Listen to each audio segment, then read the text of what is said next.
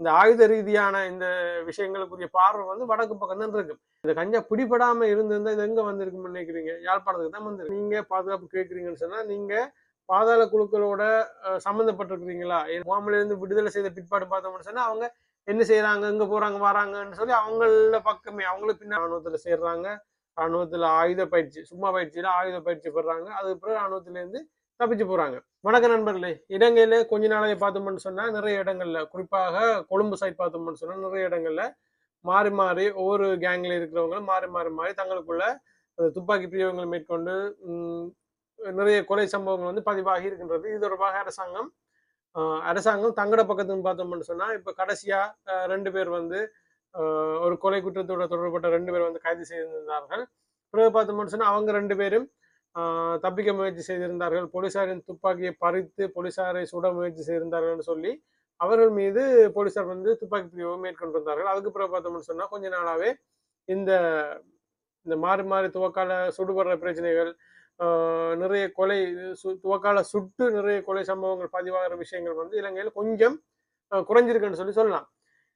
இப்படி பிரச்சனை போய்கொண்டிருக்கிற இந்த டைம்ல பாராளுமன்றத்திலும் இது தொடர்பாக இந்த என்பிபி அரசாங்கத்தை பற்றி நிறைய விமர்சனங்கள், என்ன சொன்ன இருக்கிற பாராளுமன்ற உறுப்பினர்கள் எல்லாரும் தங்களுக்கு பாதுகாப்பு தர சொல்லி, இப்படி நாட்டில் இப்படி பிரச்சனையா இருக்கு, நாட்டின் பாதுகாப்பு கேள்விக்குறியா இருக்குது, இதனால தங்களுக்கு பாதுகாப்பு தாங்கன்னு சொல்லி அன்றகுமார் திசநாயக்க அவர்கிட்ட வந்து கேட்டிருக்காங்க.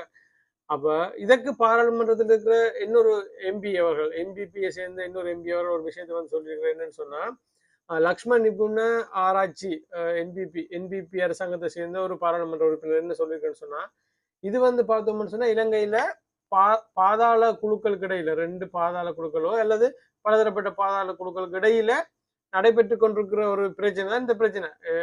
அந்த குழுவை சேர்ந்த ஒரு ஆளை இவியல் சொல்றது, இந்த குழுவை சேர்ந்த ஒரு ஆளை இன்னொரு குழுவை சேர்ந்த ஒரு ஆள் சொல்றது, அப்படி ஒரு பிரச்சனை தான் போய்கொண்டிருக்கு. இதனால யாருக்கு பாதுகாப்பு உண்மையா தேவைப்படும்னு சொன்னா அந்த பாதாள குழுக்களோட சம்பந்தப்பட்ட ஆட்களுக்கு தான் பாதுகாப்பு தேவைப்படும் சொன்னா இந்த நேரமும் அவைகளுக்கு விரோதமா இருக்கிற அவைகளுக்கு எதிராக இருக்கிற இன்னொரு பாதாள குழு அவையில சுடலாம் என்று சொல்ற பிரச்சனை இருக்கு.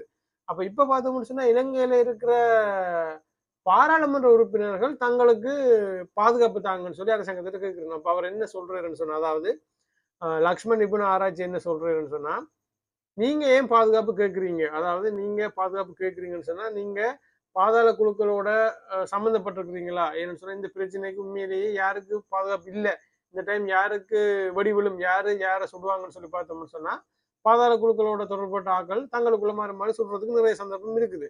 அப்ப இப்படி இருக்கிற நிலைமையில பாராளுமன்ற உறுப்பினர்கள் நீங்க என்னத்துக்கு பாதுகாப்பு கேட்குறீங்க என்ற மாதிரியும், தான் வந்து ஒரு பாதுகாப்பு இல்லாம தான் வந்து தனியா இல்லடம் போய் வர்ற ரெண்டு மாதிரியும் தனக்கு அந்த பிரச்சனை தனக்கு ஏற்படையில் ரெண்டு மாதிரியும் ஒரு விஷயத்தை வந்து பாராளுமன்றத்தில் வந்து அவர் சொல்லியிருக்காரு.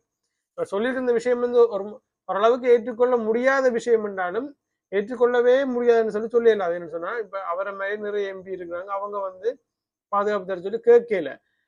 ஆனா நிறைய பேர் வந்து நிறைய பாராளுமன்றத்துக்கு நிறைய எம்பி மேல கூடுதலா அந்த எதிர்கட்சியில் இருக்கிறார்கள்லாம் அரசாங்கத்தை வேணுமென்றே அழுத்தத்துக்கு உள்ளாக்க வேணும் என்று சொல்லி இந்த மாதிரியான விஷயத்த வந்து சொல்றாங்க. இதுல உண்மையிலேயே பாராளுமன்றத்தில் இருக்கிற நிறைய எம்பி மேருக்கு பாதுகாப்பு தேவைப்படுதுதான். இதுவும் ஒரு பிரச்சனை. உண்மையிலேயே பாதுகாப்பு தேவைப்படுது. அவைகளுக்கு பாதாள குழுக்களோட நேரடியாகவோ மறைமுகமாகவோ சம்பந்தம் இருக்கோ இல்லையோ அது அடுத்த பிரச்சனை. ஆனா அவர்களுக்கு பாதுகாப்பு தேவைப்படுது.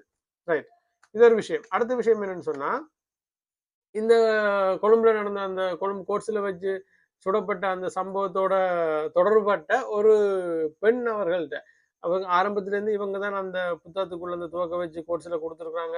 இப்ப நிறைய விஷயங்கள் வந்து இவங்களை பற்றி கதை வந்து கொண்டு இருந்தது. ஆனா இவங்க வந்து இன்னும் பிடிபடையில. அப்ப அந்த அந்த அந்த பெண்ணின் புகைப்படத்தை வந்து புதிதாக ஒரு சில புகைப்படங்களை வந்து தற்போது போலீசார் வெளியிட்டு இருக்கிறார்கள். எதற்காகன்னு சொன்னா மக்கள்கிட்ட உதவியை கேட்டு அந்த பெண்ணினை வந்து கைது செய்வதற்கு மக்கள் இவர்களை அடையாளம் கண்டால் எங்கேயாவது அடையாளம் கண்டா அந்த தகவலை அவர் எங்க கண்டன்னு சொல்லி அந்த விடயங்களை வந்து போலீசாருக்கு உடனடியாக தெரியப்படுத்த சொல்லி அந்த பெண்ணின் புகைப்படங்களை வந்து வெளியிட்டிருக்கிறாங்க. செவ்வந்தி என்று சொல்லப்படுகின்ற இந்த பெண்ணானவங்க அந்த கனமுள்ள சஞ்சீவ அவரோட கொலையோட தொடர்பட்ட ஒரு முக்கியமான ஒரு குற்றவாளி. ஏன்னு சொன்னா இவங்க தான் அந்த கோர்ட்ஸுக்குள்ள அந்த லோயர் மாதிரி வெளிக்கிட்டு வந்தவர்கிட்ட அந்த புத்தகத்துக்குள்ள துவக்க வச்சு கொடுத்துருக்காங்க. அப்ப இவங்க தான் அதுல வந்து ஒரு முக்கியமான ஒரு குற்றவாளி. இவங்க வந்து இன்னும் கைது செய்யப்படவில்லை. இவங்க வந்து தற்போது தலைமறைவாயிருக்கிறாங்க.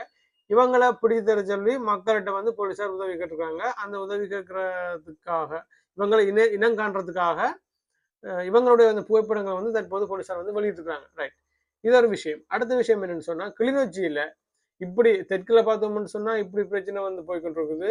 இது இப்படி கேங்கோர் மாறி மாறி இந்த பாதாள குழுக்களுக்கு இடையில வந்து சண்டை, அதே நேரத்தில் பாராளுமன்ற உறுப்பினர்கள் தங்களுக்கு பாதுகாப்பு தர சொல்லி சண்டை, இப்படியான விஷயங்கள் போய்கிட்டு இருக்கு. அதே நேரத்தில் இந்த முக்கியமான குற்றவாளி இனங்கான சொல்லி போலீசார் ஒரு பக்கம் மக்கள் உதவி கேட்டுருக்காங்க. இப்படி விஷயங்கள் போய்கிட்டு இருக்குது சவுத் பக்கம். கொழும்பு சைட்லயும் இந்த தெற்கு பக்கத்துலயும் வந்து இப்படியான விஷயம் போய்கிட்டு இருக்குது. நம்மட பக்கத்துல என்ன விஷயம் போகுதுன்னு சொன்னா, கிளிநொச்சியில 490 கிலோகிராம் கஞ்சா வந்து பிடிபட்டிருக்குது. கிளிநொச்சியில பரந்தன் பகுதியில வச்சு பிடிச்சிருக்காங்க. லொரியில கொண்டு வந்திருக்காங்க. லொரியில கொண்டு வந்த டைம்ல பரந்தன் பகுதியில வச்சு இதை வந்து பிடிச்சிருக்காங்க. கிட்டத்தட்ட 490 கிலோகிராம் கஞ்சா வந்து வந்திருக்கு. அப்ப இந்த கஞ்சா பிடிபடாம இருந்திருந்தா இது எங்க வந்திருக்குன்னு நினைக்கிறீங்க? யாழ்ப்பாணத்துக்கு தான் வந்திருக்கு. இலங்கையின் தெற்கு பக்கத்துல பார்த்தோம்னு சொன்னா காரசாரமான இந்த அரசியல் பிரச்சனை, இந்த துப்பாக்கி கலாச்சாரம் இப்படியான விஷயங்கள் வந்து போய்கொண்டிருக்குது. நம்மளோட வடக்கு பக்கம் பார்த்தோம்னு சொன்னா என்ன நடக்குதுன்னு சொன்னா லொரியா கஞ்சா வந்துட்டு இருக்குது. 490 கிலோகிராம் கஞ்சா வந்து வந்திருக்குது. வந்து அது வந்து கிளிநொச்சி பரந்த பகுதியில் வச்சு பிடிச்சிருக்காங்க. இது பிடிபடாம இருந்திருந்தா என்ன நடந்திருக்குன்னு சொன்னா அவ்வளவு இங்கதான் வந்திருக்கு. எங்க வந்திருக்கு? யாழ்ப்பாணத்துக்கு தான் வந்திருக்கு. ரைட், இது ஒரு பிரச்சனை. அடுத்த விஷயம் என்னன்னு சொன்னா, இந்த பாதாள குழுக்கள் இருக்குதான். இந்த பாதாள குழுக்களுக்கு வந்து துவக்கு ஈஸியா அவங்களுக்கு சொல்லக்கூடிய ஈஸியானு சொன்னா நல்ல வெல் ட்ரெயின்டான ஆக்கள், நல்ல பயிற்சி பெற்ற ஆக்கள் அவங்க பயிற்சி பெரியன்னு சொன்னா மாறி இந்த கோர்ஸ்ல கூட சுட்டால் கூட பார்த்தோம்னு சொன்னா முன்னாள் வந்து ஒரு இராணுவத்துல பயிற்சி பெற்றவரால் தான் இருக்கு. அப்ப அரசாங்கம் இப்ப என்ன செஞ்சிருக்கு சொன்னா, அனுரகுமார் திசாநாயக் அவரோட இந்த அரசாங்கம் என்ன செஞ்சிருக்காங்கன்னு சொன்னா, இப்ப அதிரடியா இந்த இராணுவத்திலேருந்து பயிற்சி பெற்றுட்டு இராணுவத்திலேருந்து விலகி போனாக்கள், தப்பிச்சு போனாக்கள் இருக்குன்னு தானே, அவையில் எல்லாரையும் வந்து அரெஸ்ட் பண்ண சொல்லி, அவையில் எல்லாரையும் வந்து உடனடியாக கைது பண்ண சொல்லி ஒரு சட்டத்தை வந்து போட்டிருக்காரு. அதாவது இவ்வளவு நாளா அவங்கள பற்றிய ஒரு எந்த விதமான யோசனையும் இல்லை. அதாவது இராணுவத்துல சேர்றாங்க, இராணுவத்துல ஆயுத பயிற்சி, சும்மா பயிற்சியில ஆயுத பயிற்சி பெறாங்க, அதுக்கப்புறம் இராணுவத்திலேருந்து தப்பிச்சு போறாங்க. அப்ப தப்பிச்சு போனா அரசாங்கம் என்ன செய்யணும், அவங்கள பற்றி எந்த விதமான ஒரு யோசனையும் இல்லை. அவங்க தப்பிச்சு போனா போடும், பிரச்சனை இல்லை, தங்களுக்கு அதனால என்ன பிரச்சனைன்னு சொல்லி ஒரு மைண்ட் செட்ல வந்து இவ்வளவு நாளா இருந்தவங்க. இப்ப அதே பிரச்சனை அவங்களுக்கு எதிராக திரும்பி இருக்கு. ஏன்னு சொன்னா, இந்த தப்பிச்சு போனாக்கள் எல்லாரும் வந்து சும்மா தப்பிச்சு போயில இராணுவத்துக்குள்ள வந்து ஆயுத பயிற்சி, துவக்குகளை கையாளுறது தொடர்பாகவும் சுடுறது தொடர்பாகவும் பயிற்சியை பெற்றுக்கொண்டு தான் தப்பிச்சு போயிருக்காங்க.